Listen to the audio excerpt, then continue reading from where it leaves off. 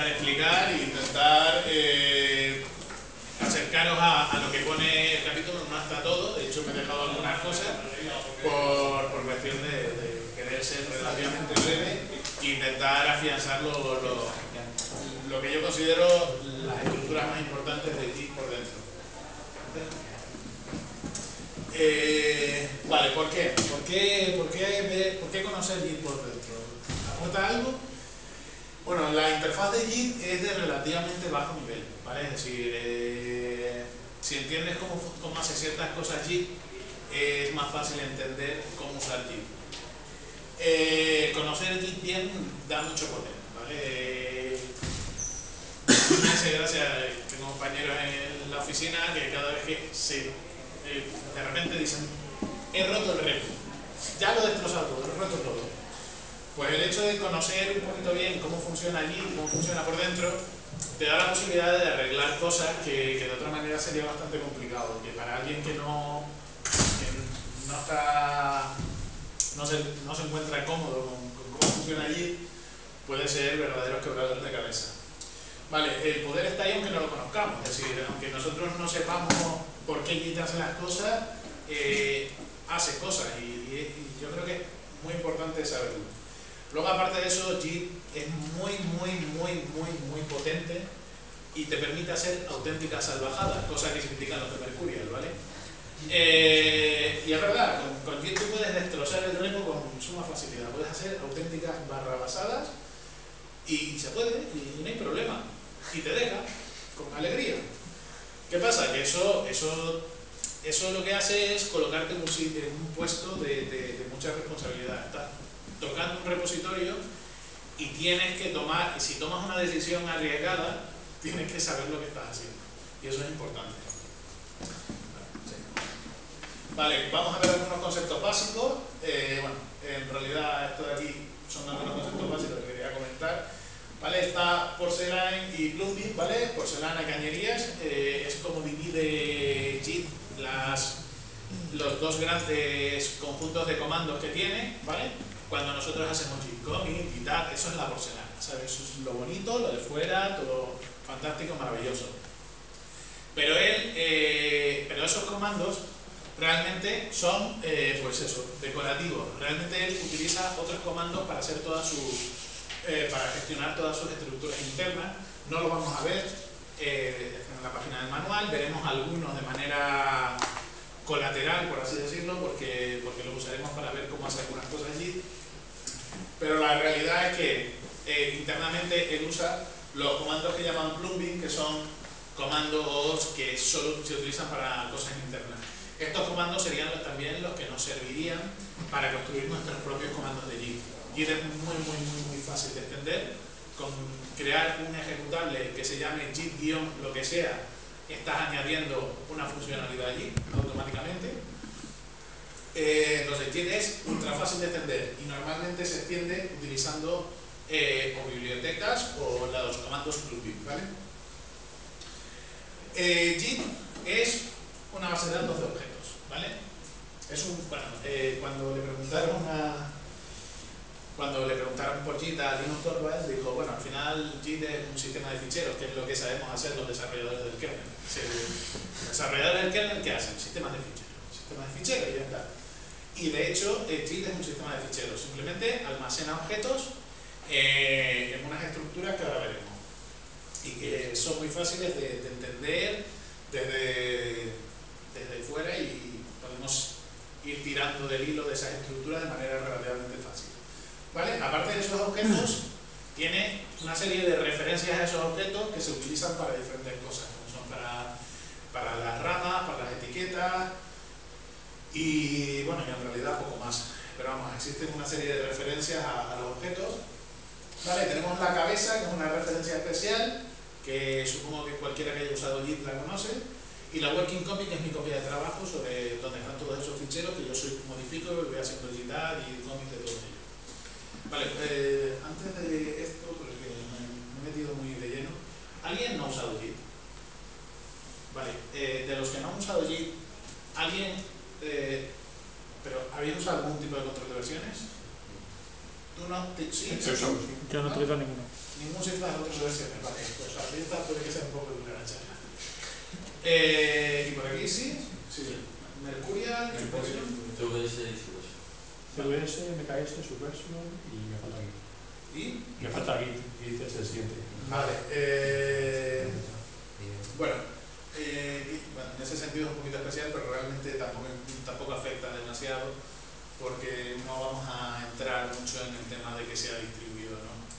Lo vamos a ver como una base de datos orientada a objetos y un poco más. Vale.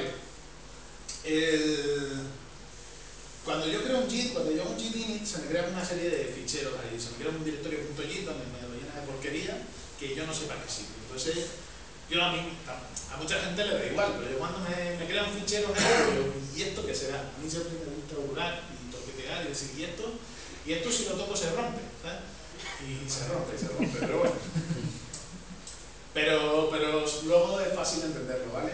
El head es una referencia, bueno, luego lo veremos con más detenimiento, pero el head es una referencia a la rama en la que estoy, ¿vale? A la cabeza de la rama actual, ¿vale? El index es el estado de mi working copy, básicamente, es una forma de verlo, es cuando vemos que hay cambios que están staged, ¿vale? Que vemos que están puestos para ser comiteados, eso está en el index, ¿vale? El config es mi configuración de Git para este repositorio y luego tengo una serie de directorios. Los hooks, no sé si los conocéis, no voy a hablar de ellos porque no es una estructura interna realmente, es un conjunto de comandos que se ejecutan ante ciertas acciones de Git, por ejemplo, antes de hacer un commit o después de hacer un commit, puedo meter acciones para que se ejecuten. Básicamente son ejecutables que no forma parte de la estructura interna como tal. O sea que no nos afecta y no nos importa demasiado. Una pregunta, los hooks se ejecutan solamente para comandos de procedure, no para comandos de bajo nivel, ¿sí? No sabría decirlo, no sabría contestarte esa pregunta. Sí, creo, vamos, si no me equivoco, los hooks por defecto son de comandos porcelanas, ¿vale? Son de commits, de pull, pero no sé si se pueden atar a comandos. No sería extraño que lo pudieran poner en comandos de otro tipo, ¿vale? Porque los comandos de plumbing hay algunos que sí hacen cosas que podrían tener sentido que fuera monitorizado. Vale, bueno, el directorio info tiene ciertos unos ficheros ahí de índices y cosas que tampoco vamos a ver. Y los dos más importantes, creo yo, es el directorio objects y el directorio ref, ¿vale? Con esto prácticamente es con lo que se construye el Git. ¿Vale? El directorio objects lo que almacena son un porrón de ficheros que son objetos que están almacenados en Git. ¿Vale? Y en ref se almacenan una serie de ficheros que son referencias a esos objetos. ¿Vale? Hasta aquí no les estoy diciendo mucho, pero ahora les voy a explicar todos los objetos en condiciones. ¿Vale? ¿Qué son los objetos? Un objeto es un bloque de datos que Git almacena, ¿vale? Está referenciado por un SHA de su contenido, ¿vale? Coge el contenido del objeto, saca un SHA y eso es su identificador, ¿vale? Los almacena en el directorio .git./objects o en patch. Eso en principio Git hace ciertas tareas de empaquetado que luego le daremos una pasada por encima, pero realmente para lo que quiero explicar no es importante, pero en principio los almacena en GitObjects y hay 4 tipos de objetos, ¿vale? El blob, el tree, el commit y los tags, ¿vale? Los objetos están almacenados por su identificador SHA1, las dos primeras letras del identificador como de un nombre de directorio y el resto del identificador como nombre del fichero, ¿vale? Simplemente, si ven el .git/object de cualquier proyecto que tengan, verán esa estructura. Vale, hay 4 tipos de objetos: el blob, el tree, el commit y el tag. Seguimos. ¿Qué son los blobs? Los blobs básicamente van a ser los nodos de nuestra estructura de datos interna, nuestros árboles de cosas.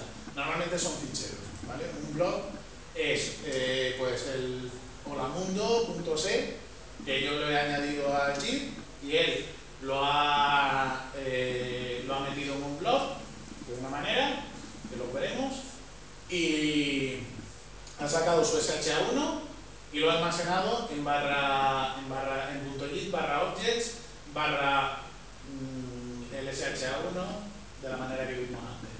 ¿Seguimos? Vale, ejemplo de cómo se almacena un blog, ¿vale? Imagínate que yo hago un git init, entro en el repo, hago un echo version 1. Git hash object esto es un pilot, ¿vale? Git hash object es un comando de porcelana, ¿vale? Lo que hace un git hash object es calcular el hash para un objeto, ¿vale? Calcular el hash para una serie de datos. Entonces, cuando yo hago git hash object menos w, lo que le estoy diciendo es no solo calculame el hash, sino que me lo vas a guardar en mi base de datos de objetos, en mi directorio objects. Y me vas a coger el estandarín, ¿vale? Simplemente hago eso, luego hago un find de los objetos y me encontraría este objeto, me lo encontraría en .git barra object barra 83 barra BA61, toda la tira esta, ¿vale? Esto es otro comando de porcelana, ¿vale? De porcelana o de Plumbing, ¿vale? Que es el cat file.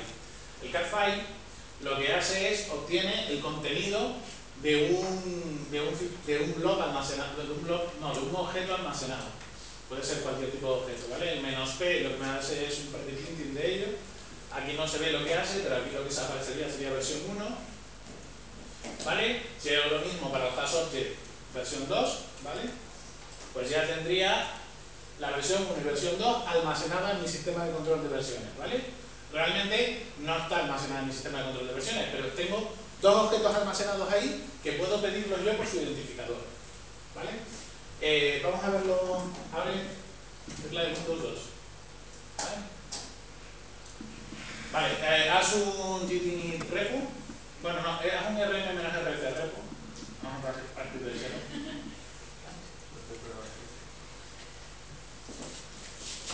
Sí, git init repo, barra de repo, menos rf barra, sí, no. Vale, cd repo. Y vamos a hacer el ejemplo de antes, ¿vale? Haz un echo versión 1, por ejemplo, echo espacio versión 1 con minúsculas y con un espacio entre versión y 1, ¿vale? Esto es importante porque ahora veremos una cosa. Pipe, git, espacio, hash, tabulador, hash object, eso es. No me sé las cosas de memoria, ¿qué pasa?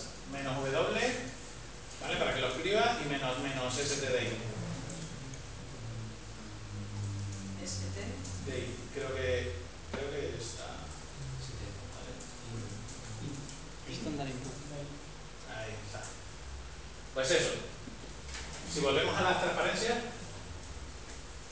vemos que me ha generado el mismo objeto, porque es el mismo dato, ¿vale? Como es el mismo dato, para él es el mismo objeto y por lo tanto me genera la misma clave SHA1, ¿vale? Volvemos al otro lado. Haz un find.git barra objects espacio menos type f espacio f. Exactamente. Y vemos que me ha creado ese objeto, ¿vale? Gracias. Vemos que me ha creado este objeto, ¿vale? Vamos a hacer lo mismo con otro fichero que se llama versión 2. Simplemente darle para arriba y cambiar 2.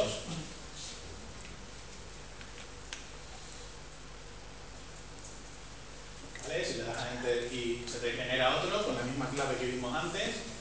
Y si haces el find de nuevo, te aparecerá, ¿vale? Me va creando objetos. Si haces un git cat file, cat-file menos p, cat file es, bueno, sí, cat file, sí, menos p, y copia y pega una de esta o esta de aquí, ¿sabes? No, esa no te vale, tiene que ser o esta o esta. Esto no debe ser. Vale, o la que empieza ahí, esa misma. ¿Vale? Sí, copia esa, exacto.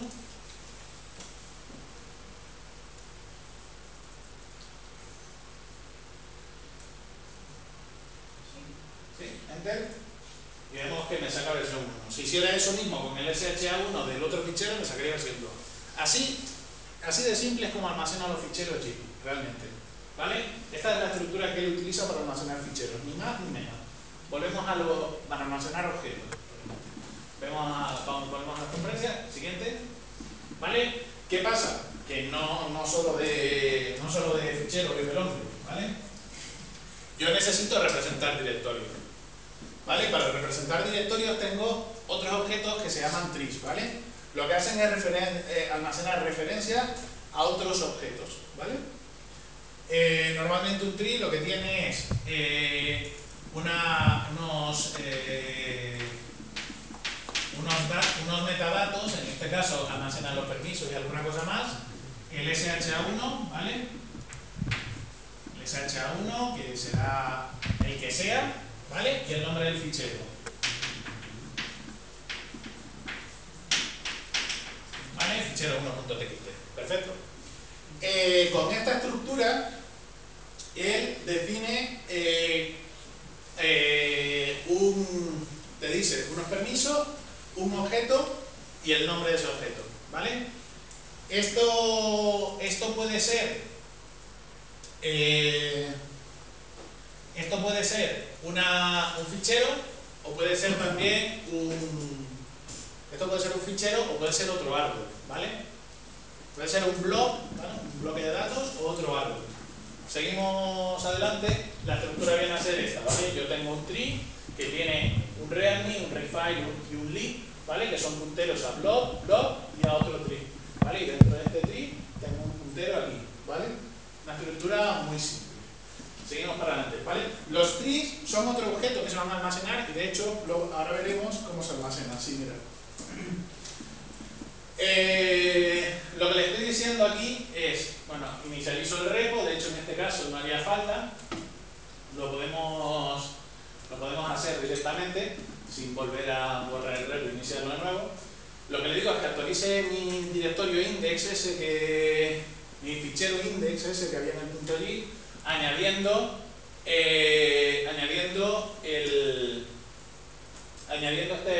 esta entrada en el árbol, ¿vale? Hazlo un momento, Tere. ¿Vale? Es un git update index -add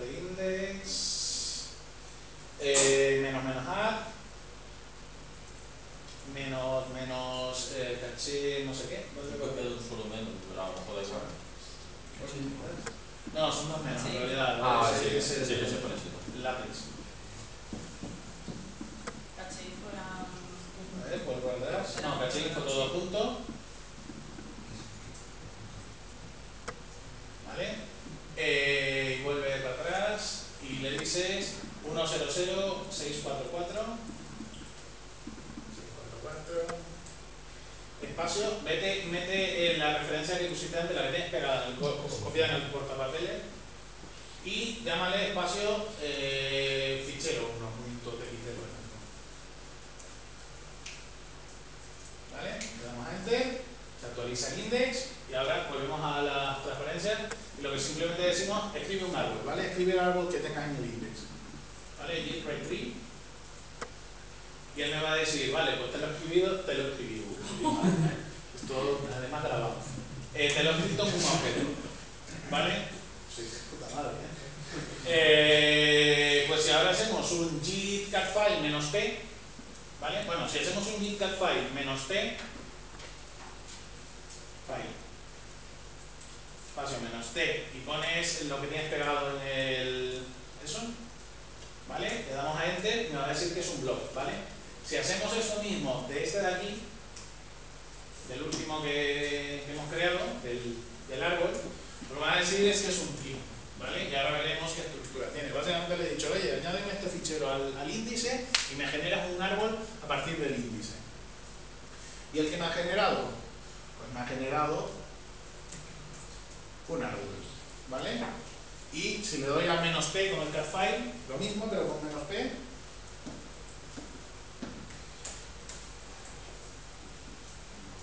Se me genera, me muestra esto, ¿vale? Aparte de eso me va a mostrar el tipo de dato que es un blob, ¿vale? Pero bueno, esa información realmente no está almacenada en el propio árbol, pero sí, como esto es un pretty printer, realmente sí que muestra información extra, pero el árbol no almacena el tipo de objeto que guarda. Creo recordar, pero bueno. En cualquier caso, vemos que lo que se me genera es un árbol. Yo podría añadir más ficheros a este árbol, o añadir otros árboles a este árbol. Volvemos a las transparencias. Y seguimos. ¿Vale? Los commits. ¿Qué son commits? Pues los commits es otro objeto más, que también se almacena en el sistema de ficheros. Lo que hace un commit es almacenar una referencia a un tree, ¿vale? Además de eso, almacena una referencia a su commit padre. Y además de eso, almacena algunos metadatos del commit, como es el autor, la fecha, el mensaje y alguna cosilla más, ¿vale? Esta es la estructura realmente de un repositorio de Git, ¿vale? Una serie de commits, ¿vale? Que tienen dependencia cada uno con su padre. El first commit no tiene dependencia con su padre porque no tiene padre. La penita, porque es así. El árbol, y cada commit tiene asociado un árbol, ¿vale? Y ese árbol tiene asociado una serie de ficheros, ¿vale? Una serie de blobs. O otros árboles, ¿vale? Pero si os fijáis, un blob puede ser reutilizado por varios árboles. Por ejemplo, en este caso, yo he creado el first commit que contenía la versión 1, ¿vale? Del fichero. En el segundo commit, yo lo que he hecho es crear un fichero. En el primer commit he creado un fichero text que contenía versión 1, ¿vale? En el segundo commit he modificado el fichero test y le he puesto el texto versión 2. Y he añadido un nuevo fichero que se llama new.txt que contiene new file, ¿vale? En el tercer commit, yo de aquí puedo determinar que ha creado un nuevo directorio llamado back en el que ha copiado el fichero test.txt con el contenido de versión 1. El new no lo ha tocado y el test no lo ha tocado, ¿vale? Realmente, como todos son SHA1, si el contenido es el mismo, las referencias van a apuntar al mismo sitio. Entonces, ¿sí? Pues, simplemente la duda, yo veo que los trees tienen hashes distintos, parece, y no, había entendido que son trees diferentes. o sea, que importa el contenido del tree, porque me ha dicho que el contenido no se almacenaba en el tree. El contenido sí. El contenido de los ficheros no se almacena. El contenido, lo que es las referencias y los permisos y el nombre del fichero sí se almacena en el tree, ¿vale? Entonces tienen referencias diferentes porque tienen una estructura diferente interna. De hecho, pero si os fijáis, este back, ¿vale? Es un puntero a otro árbol que justo coincide con que es el primer árbol, que es el árbol del primer commit. ¿Por qué? Porque tiene exactamente el mismo contenido. Entonces genera el mismo SHA1 y genera la misma referencia. No tiene que volver a crearlo, no tiene que volver a hacer nada y simplemente está ahí. Y lo reaprovecha. Vale, pero sí. Y entre distintos commits, si hay dos ficheros que son muy parecidos, o sea, cambia una línea, por ejemplo, ¿ahí sí hay algún tipo de reutilización? No. O sea, son dos blogs distintos. Sí, todos blogs diferentes. No hay gestión de cambios, ¿vale? No funciona como subversión, ¿vale? O sea, y hay un blog por fichero, no puede haber más de un blog por fichero, ¿no? Hay un blog por fichero, sí. Evidentemente del tamaño que sí, tenga el fichero. No hay más de un blog por fichero. Pero sí creo que no. Sí tendrá una herramienta, supongo, para ver para un mismo nombre de fichero, aunque no sea el mismo blog, ver la evolución de los cambios entre una versión y otra. Eso utiliza la estructura esta, es decir, si tú le dices dame la diferencia entre el fichero de esta versión y de esta versión, por ejemplo, con el mismo nombre, lo que va a hacer es buscar en a través de su árbol y todo eso, el fichero, aquí buscar el fichero y luego te hace una comparación, realmente. Pero son ficheros diferentes, ¿vale? Y ya está, y con eso hace todo con esa estructura de datos prácticamente es con lo que hace todo el día. Luego veremos que además utiliza referencias y utiliza todo, y utiliza otras cosas, pero realmente internamente el TIL no es más que esto. No, es una estructura muy simple realmente, ¿vale? ejemplo de commit, ¿vale? Sería este. Yo creo, por ejemplo, un fichero .txt, lo añado, ¿vale? Y hago un commit, ¿vale? Y cuando hago el commit de eso y hago un find, lo que voy a encontrar son 3 objetos nuevos, ¿vale? El apuntado por head, ¿vale? Que será el... Aquí no puedo identificar fácilmente el SHA1, porque el SHA1 puede cambiar, porque en el commit se guarda la fecha en la que se hizo. Entonces yo no puedo saber cuál es, por eso he usado lo de head, ¿vale? Realmente cuando tú haces un commit, pues ya sabes que el último commit va a estar apuntado por head. Entonces por eso he hecho esto, pero vamos, básicamente si hago un git cat file -p, haz esto en la línea de comandos para ver cómo lo que se genera. Simplemente añade un fichero, haz un bin fichero.txt o bueno, haz un echo versión 1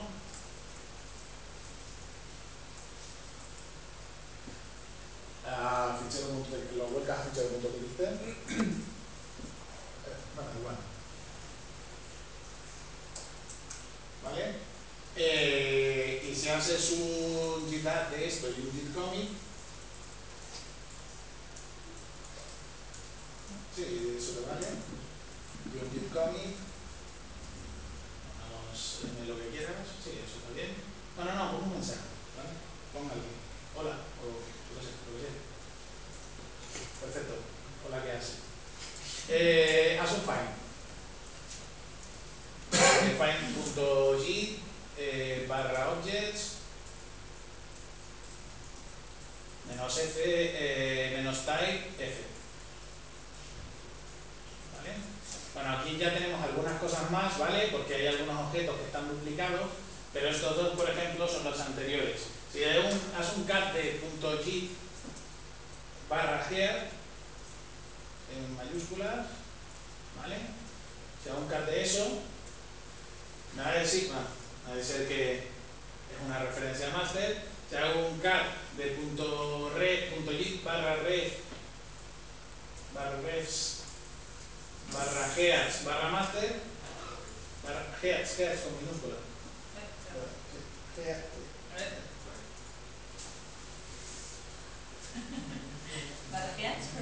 /master, ¿vale? Ah, eso lo que Sí, exactamente. Eso ya sí me da un commit, que es este de aquí, ¿vale? Si yo hago un git cat file -p de eso,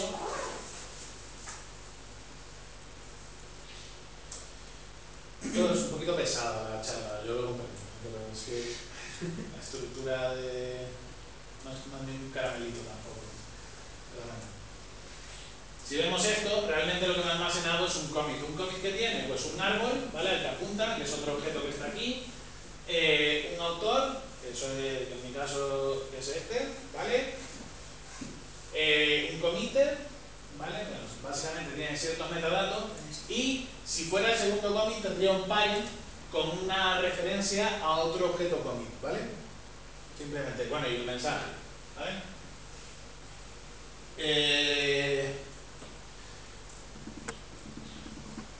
Perfecto. Seguimos para adelante. Bueno, aquí simplemente veríamos que es un árbol, que hay un árbol y que hay un block también, ¿vale? Los tags, ¿vale? Hay otro tipo de objetos que son los tags, pero los tags solo son objetos, solo se almacenan como objetos si son tags con anotaciones, ¿vale? Si no son tags con anotaciones, se almacenan como referencias, ¿vale? Luego veremos las referencias. ¿Cómo se almacena un objeto en Git? ¿Vale? Pues todos esos objetos ya vimos cómo estaban y estábamos usando catfile para verlos, pero la realidad es que esos objetos no se almacenan en plan, ¿vale? ¿Qué se hace para almacenar un objeto? Se añade la cabecera con el tipo de objeto que es, ¿vale? Load, tree, commit o tag. Y la longitud del mismo, ¿vale? El tamaño que va a tener el objeto justo después, ¿vale? Y se concatena con los datos. Después de eso se ponen un chorro de datos que serán el contenido. Y se calcula su SHA1 que se utiliza como nombre del objeto, ¿vale? Cuando tienes el SHA1 calculado, lo comprimes con zlib y lo almacenas en el sitio donde le corresponda con respecto a su SH1, ¿vale? Vamos al siguiente y vemos cómo descomprimir un con zlib, ¿vale? Vamos a ver esta referencia, vete al terminal, haz un cat .git /objects /fb barra tal al tabulador, ahí. Si haces un cat de eso, dale enter. Si haces un cat de eso, me sale un churro, ¿vale? Dale para arriba, pon un pipe,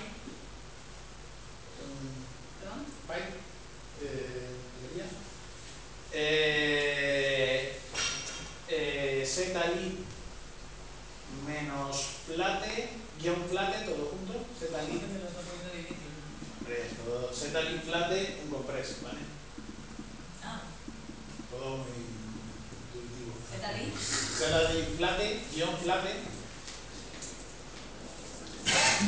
espacio menos un compress. Creo que es así, dale enter. Vale, exacto, en este caso es un árbol, ¿vale?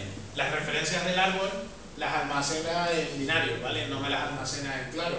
Pero ya vemos que si es un árbol que tiene 79 bytes, ¿vale?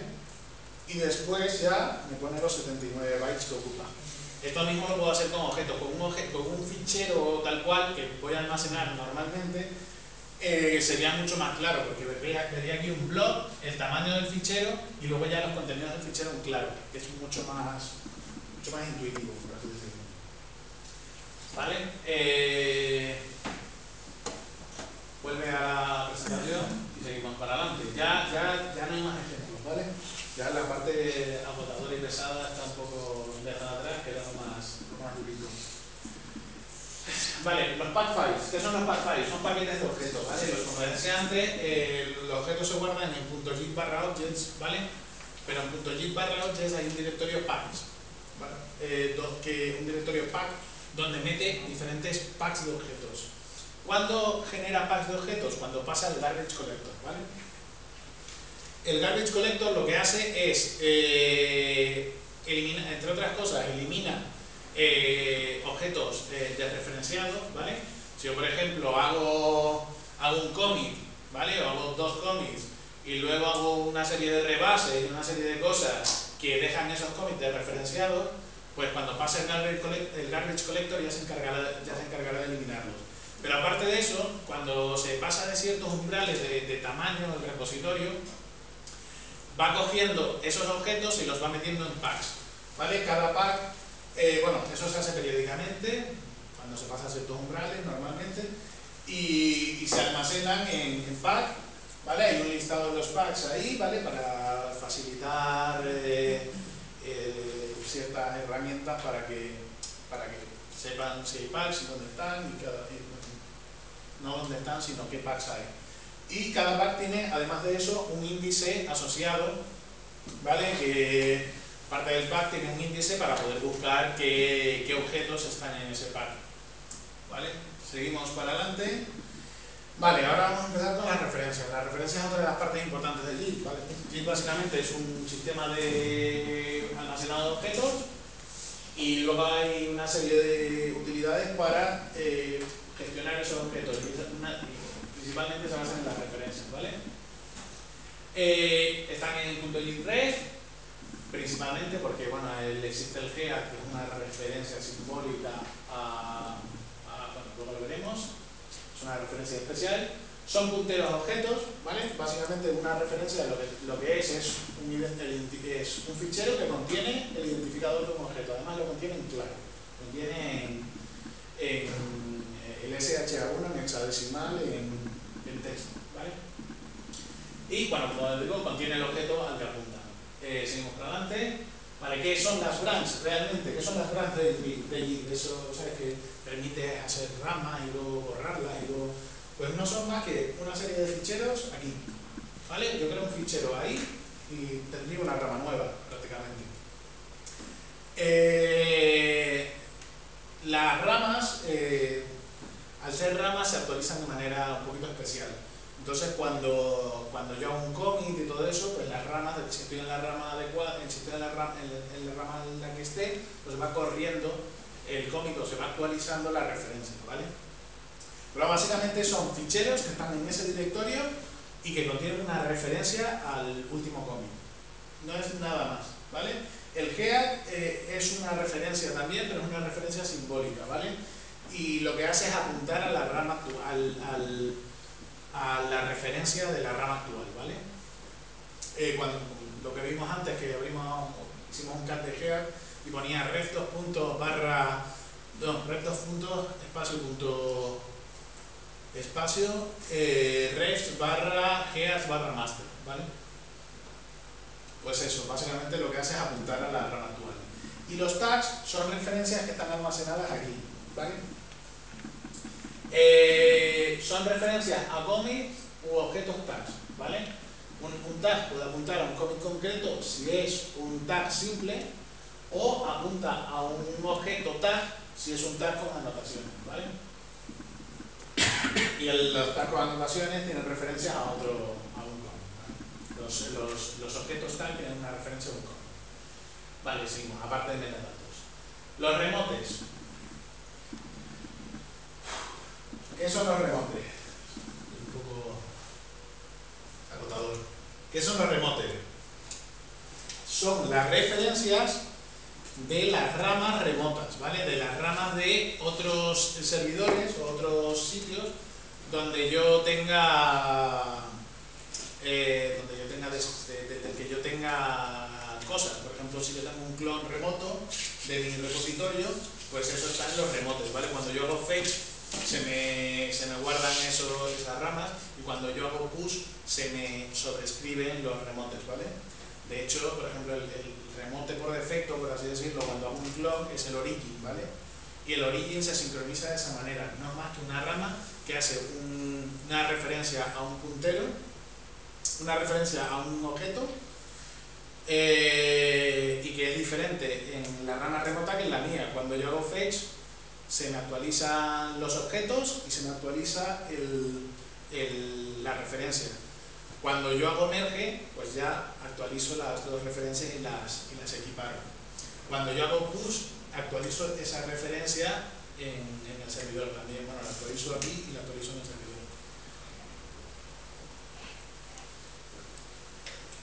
¿Seguimos?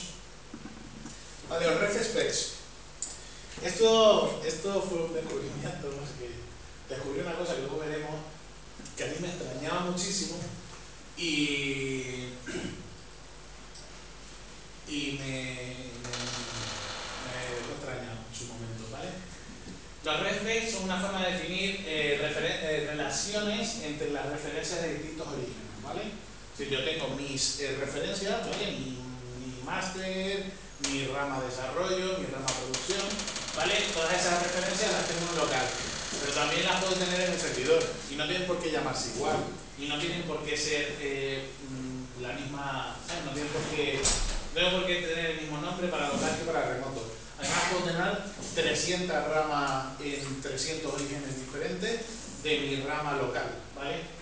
Entonces, para referenciar la relación entre una rama local y una remota se utiliza lo que se llama refspec, ¿vale? Que es, esto está, el látex es maravilloso, pero es una mierda. Es una cosa agridulce, ¿sabes? Entonces, como iba con prisas, pues no lo he dejado, no lo he arreglado bien, ¿vale? Esto simplemente son acentos circunflejos, no son mayor que y menor que para representar que esto y esto habría que sustituir, ¿vale? El formato es el siguiente: un más opcional, un origen y un destino, ¿vale? El más se pone de manera opcional para actualizar la referencia cuando no hay un fast forward. Si hay un fast forward se actualiza, pero si no lo hay, si no has puesto el más no se va a actualizar, y si has puesto el más, pues sí, se va a actualizar la referencia remota, aunque no haya fast forward. Vale, las referencias pueden tener un asterisco para definir todo lo que haya en un directorio. Por ejemplo, luego veremos, aquí vemos un ejemplo, ¿vale? Y no se permite el uso del asterisco para selecciones parciales, ¿vale? Ahora veremos por qué. Veremos a qué me refiero. Esto sería un ejemplo, el más significa que va a actualizar la referencia cuando no haya fast forward también. Que las referencias geas asterisco equivalen a las referencias remote origin asterisco, ¿vale? Esta es la referencia por defecto que se construye cuando hago un clon. Yo no podría poner geas barra ad asterisco y aquí origin barra ab asterisco. Tienen que ser directorios completos de todo lo que hay en este directorio equivale a todo lo que hay en aquel directorio. Vale, seguimos. Bueno, como un ejemplo de hacer pooling de un repositorio con RefSpace, ¿vale? Yo por ejemplo digo git fetch origin, ¿vale? De master ref remote de origin my master. Lo que le estoy diciendo es que haga un fetch de origin de la rama master del origin a esta referencia, ¿vale? Descarga la referencia master del origin a ref remote origin my master en local, ¿vale? Seguimos. El pushing, por ejemplo, yo digo git push origin master ref geas qa master. Lo que hace es enviar la referencia local master a ref geas qa master en origin, ¿vale? Cuando yo hago estos push y estos fetch, realmente no solo envío la referencia, sino que envío toda la, actualizo toda la estructura y todos los datos necesarios. Seguimos, y esto fue lo que me pareció curioso. Hay como unos 2 millones de recetas en internet de cómo borrar una rama en Git, que siempre se resumen en esto. Pero como que todo el mundo pregunta, oye, ¿cómo se borraba una rama en Git? La gente no se acuerda de cómo se borraba una rama en Git porque es un comando raro. ¿Vale? Un comando raro si no conoces los RefSpace. Cuando yo conocí los RefSpace, dije, ah, claro, tiene todo el sentido del mundo. Lo que estoy haciendo es un push a origin de nada a la rama que le estoy diciendo. Entonces, como estoy haciendo un push de origin de nada a la rama, lo que hace es cargársela. Sí, pone nada en la rama destino. Es un poco raro, pero realmente cuando lo entiendes es relativamente evidente. Porque la gente piensa 2 puntos top. ¿Qué significa? Pues 2 puntos significará borrar o algo así. ¿Sabes? No sé, yo elucubraba cosas también cuando no sabía esto y me pareció muy curioso cuando lo vi. ¿Seguimos? Vale, he puesto un par de comandos, pero creo que he puesto solo 2 de qué hace realmente, ¿vale? Bueno, git-init lo único que hace es crear una estructura de directorios muy básica, que lo que te mete es un config por defecto y unos directorios res, ops e info prácticamente vacíos, y un head apuntando a una referencia que no existe, que es la referencia de refs barra heads barra master, ¿vale? Lo que hace es un head apuntando a la rama master, que en principio no existe, ¿vale? Y poco más. Añade un ficherillo más, pero no añade mucho más, el fichero index y poco más, ¿vale? El add, ¿qué hace? Pues el add lo único que hace es añadir el fichero a la base de datos de objetos, lo almacena en el directorio de objects y añade el fichero al index, ¿vale? Le dice al index, oye, que el fichero está aquí, en el próximo commit tiene que ir contigo, ¿vale? Un commit añade el tree apuntado por el árbol de ficheros al que apunte el index, ¿vale? El index va a apuntar a un árbol de ficheros. Pues lo que hace es añade ese tree a la base de datos de objetos, añade el commit, el objeto commit, que lo construye a partir de los datos que tú le pasas, de la fecha actual, del mensaje y todo eso. Añade el commit que apunte al tree recién añadido a la base de datos de objetos. Añade evidentemente todos los objetos todos los objetos ya estarían añadidos realmente, ¿vale? Así que no sería necesario añadirlo. Modifica el head, ¿vale? Y modifica la referencia de la rama actual. En realidad no modifica el head, modifica la referencia de la rama actual y el head se modifica solo, ¿vale? Porque es una referencia simbólica. Vale, ¿de qué no hemos hablado? Bueno, no hemos hablado de más comandos de porcelana, podríamos extendernos a muchos comandos de porcelana, de cómo funcionan por dentro. No hemos hablado de los comandos de Blooming, hemos visto algunos, pero no hemos hablado de ellos, no hemos comentado todos los comandos de Blooming, porque también es bastante bestia. Además, los comandos de Blooming están documentados en la página del manual de Git, se pueden ver, y además están organizados así como porcelana y Blooming. No es una nomenclatura oficial de Git. Protocolos de transferencia, que yo creo que es bastante interesante. Existen dos protocolos de transferencia principalmente, que son el DAM Protocol y el Smart Protocol. ¿Vale? El DAM Protocol básicamente es el protocolo HTTP, que funciona de manera...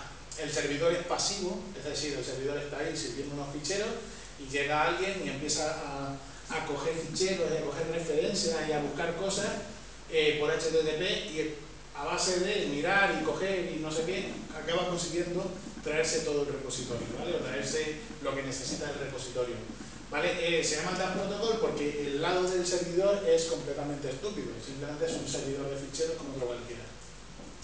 Los Smart Protocol son el SSH, el JIT y el File, ¿vale? Son protocolos donde el otro extremo es inteligente y recibe unas peticiones y le devuelve lo que le tiene que devolver solo. No hace falta que esté haciendo consultas, mirando índices, descargándose índices ni cosas. Simplemente le pregunta al servidor, oye, que me quiero actualizar de ciertas cosas, y el servidor le pasa la información necesaria.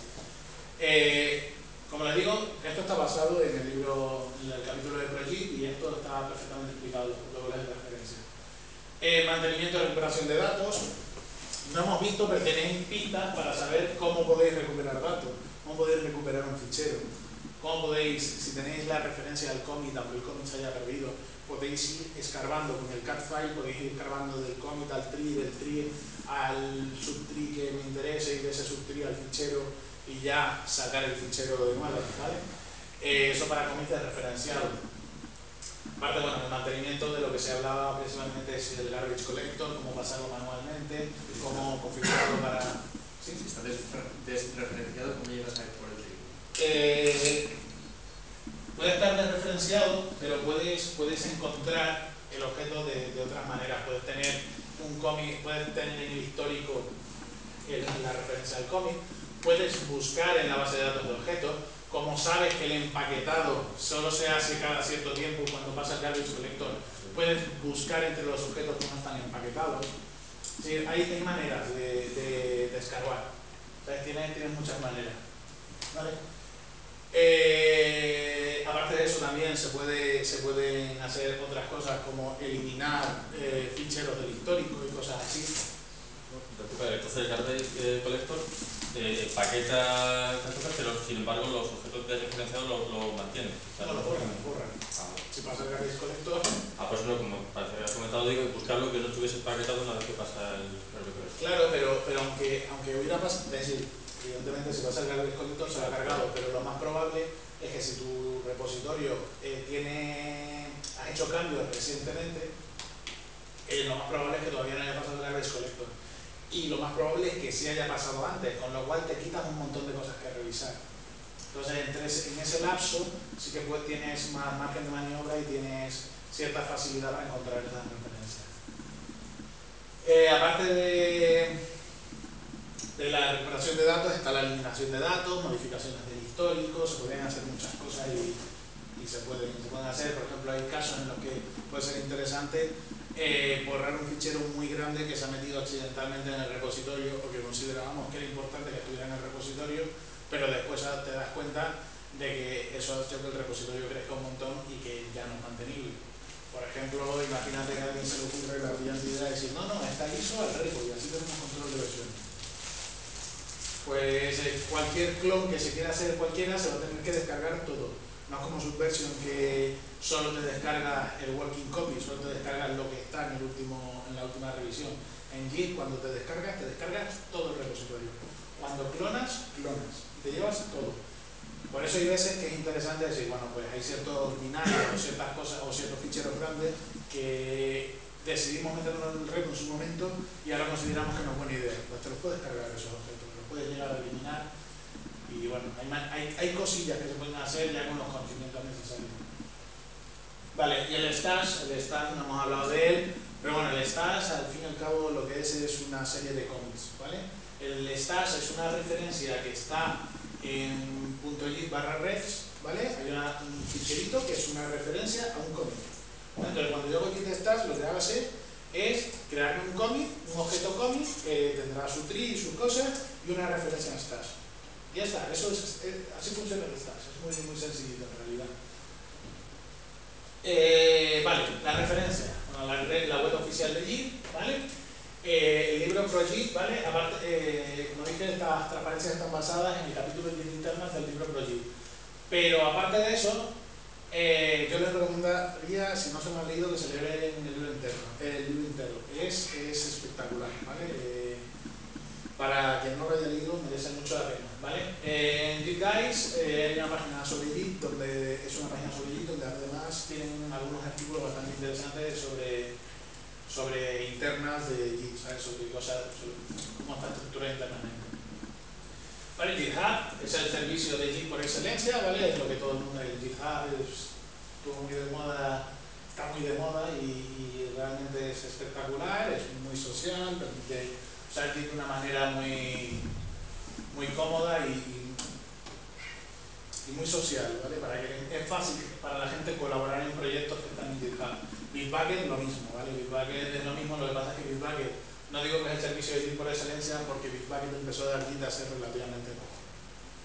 ¿Vale? GitHub daba Git, Bitbucket daba Mercurial y pasado cierto tiempo, Bitbucket empezó a dar también Git, ¿vale?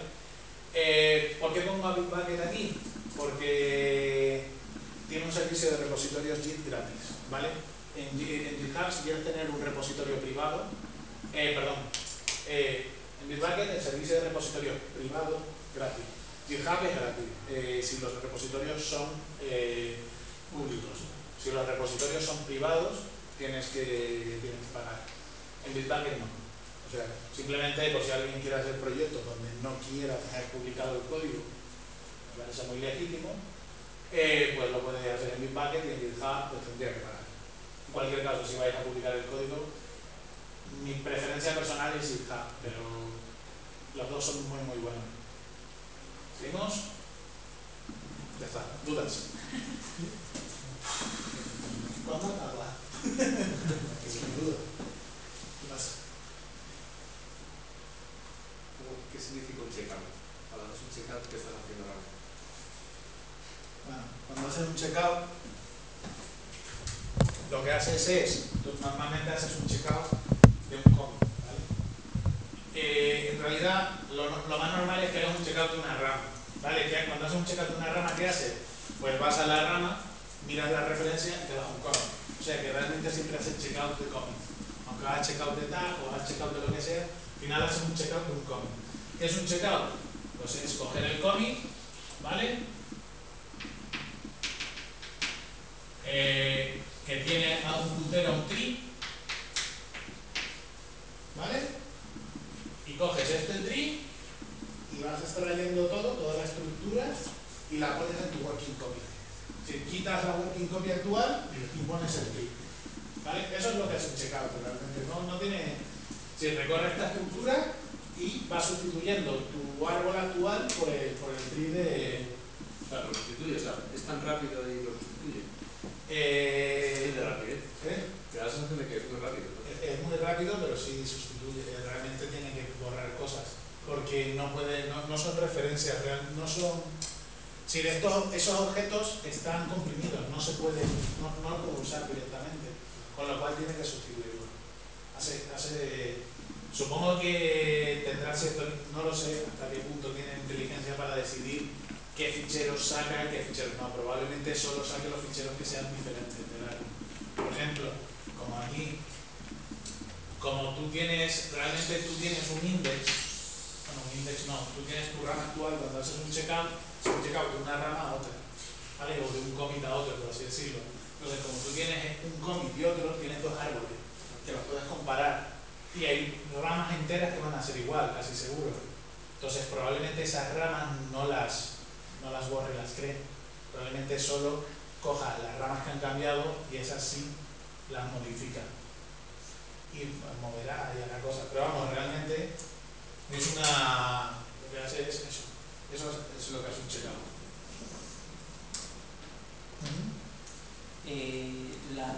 Los hashes que has dicho que realiza de cada uno de los commits, por ejemplo, en caso de que, aunque sea muy remoto, las colisiones, ¿cómo las gestionaría aquí? No las gestiona. Si cae y... Se cae, cae. No hay colisiones porque no, la probabilidad Ya, sí, que es bastante. es tan baja que es prácticamente imposible que dos ficheros de código generen el mismo SH1. Y si tú tocas a mano, te diría, oye, este hash es igual que este. Si haces esa burrada, quiero decir, ¿no? Dudo que lo haga. Es decir, dudo que aunque generes intencionadamente los dos hashes iguales, los diferencie. Yo creo que no lo va a... Y apuntaría con lo mismo. Apuntaría al mismo. Apuntaría al mismo, ¿no? Porque consideraría que son iguales. Yo estoy convencido de que no lo comprueba, porque comprobar eso tiene un coste computacional. Y para los casos en los que se puede dar, que prácticamente es imposible, no merece la pena. ¿En qué se basa para hacer el hash? ¿Solamente en qué parámetros usa para...? Para hacer el hash utiliza el contenido del objeto. ¿Solamente? Solamente. Pues si son dos iguales, van a tener dos iguales. Pues ustedes están en la misma No, como. no, pero si son dos ficheros iguales van a tener el mismo hash. Entonces, solo lo hace una vez. claro, no, claro. Es decir, si yo tengo el fichero, que tiene el fichero texto1.txt, ¿vale? Que contiene texto, ¿vale? Contiene el texto. Y tengo otro fichero, texto2.txt, que contiene contenido texto, ¿vale? ¿Qué va a hacer allí? Cuando yo le diga añade este fichero a mi control de versiones, él va a sacar el hash de esto, va a comprobar si está, y si está, Santa Pascua. Claro, por eso cuando y si no está, lo mete. Pero es que si está, da igual, porque estos dos ficheros estarán referenciados desde un tree, y lo único que pasa es que apuntarán en el tree. Tendrá un nombre este y otro nombre este, pero los dos apuntarán al mismo blog. Porque realmente es el mismo fichero. Cuando lo mueves de directorio y le cambias el nombre, él te pone un replace. Te dice replace y es tu cabrón, ¿no? ¿Cómo sabrá que es? Sí, lo sabe. Contenido, claro. Realmente es el mismo objeto, para él es el mismo objeto. Y de hecho te pone que lo estás moviendo incluso si las diferencias son bajas. Claro. Pero eso ya es una detección que hace, ¿no? Eso no es porque del mismo SH1 porque son parecidos. Pero vamos. Sí, pues eso te iba a decir, ¿no? Porque si a veces cambias un zip o una imagen o algo así, te dice, se ha reescrito el no sé cuántos por ciento del fichero. Sí, pero él sí comprueba ciertas cosas, sí tiene cierta inteligencia a la hora de comprobar si estás moviendo un fichero. De hecho, tiene umbrales para decidir si es el mismo fichero que lo has movido, o que lo has movido y modificado, o si es un fichero nuevo. ¿Sabes? Si tú lo mueves y cambias el 80% del fichero, te aseguro que JIT no te va a decir que lo has movido. O sea, a menos que haya hecho un JIT MV, y aún así, no sé si luego te dirá, no, cojones, movido. ¿Alguna otra duda? Una cosa, los objetos que están empaquetados, Sí. ¿esos se pueden seguir accediendo? O sea, me refiero.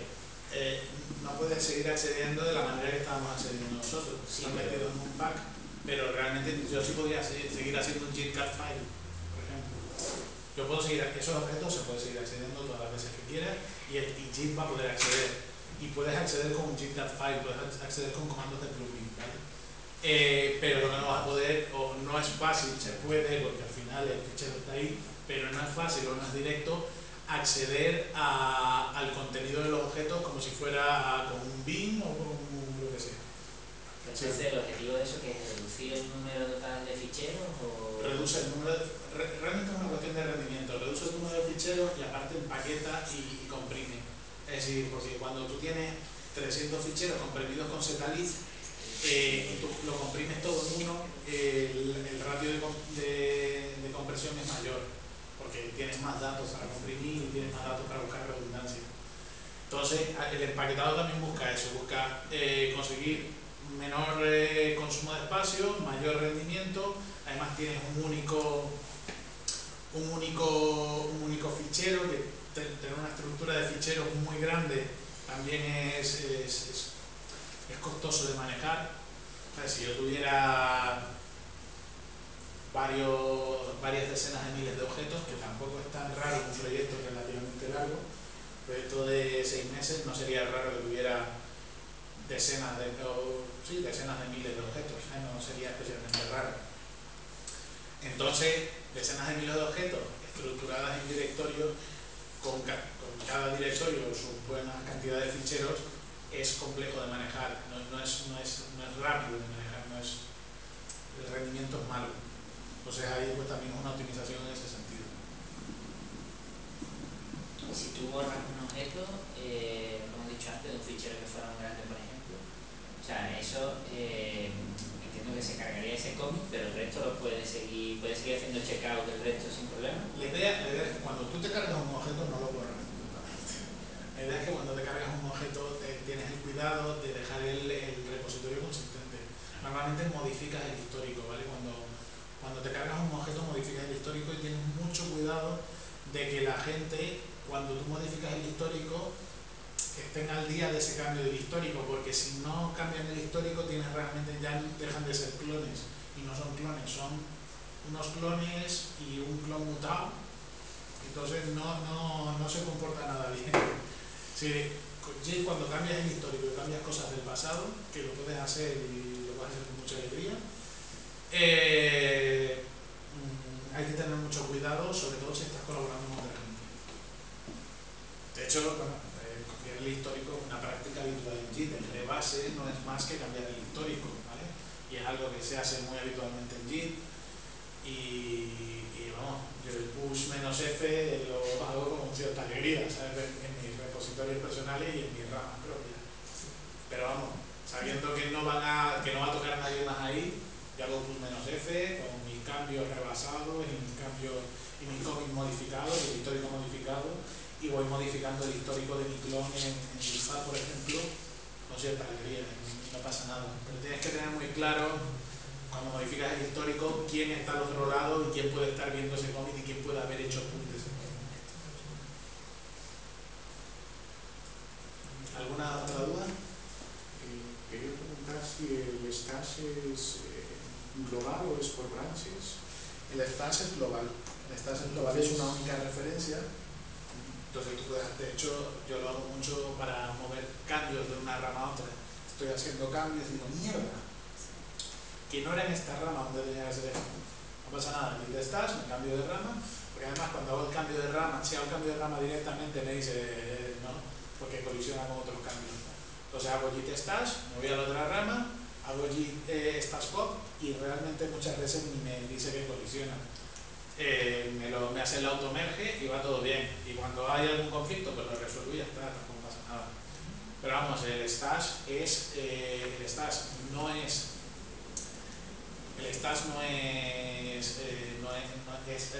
global, no es solo de la rama. Y el stash es global y, si no me equivoco, local. No, juraría que no se puede tener un stash en remoto. Es posible que se pueda tener un stash en remoto, pero no lo tengo nada claro. Juraría que no.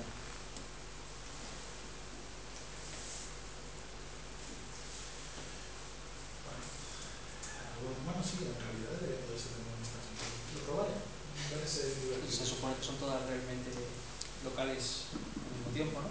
Aunque sean en remoto, allí mismo es una local, lo cual allí sí puede. Sí, pero quiero decir, no sé si puedes subir el stash al servidor como una rama más. Es decir, bueno, pues tengo la rama stash en el servidor, por ejemplo. Igual incluso sobreescribir la rama stash como una referencia simbólica. Esta noche voy a tener algo que jugar. Está entretenido. ¿Alguna duda más? Bueno, pues nada, gracias a todos por venir. Vale, a la siguiente creo que hay un gracias, ¿no?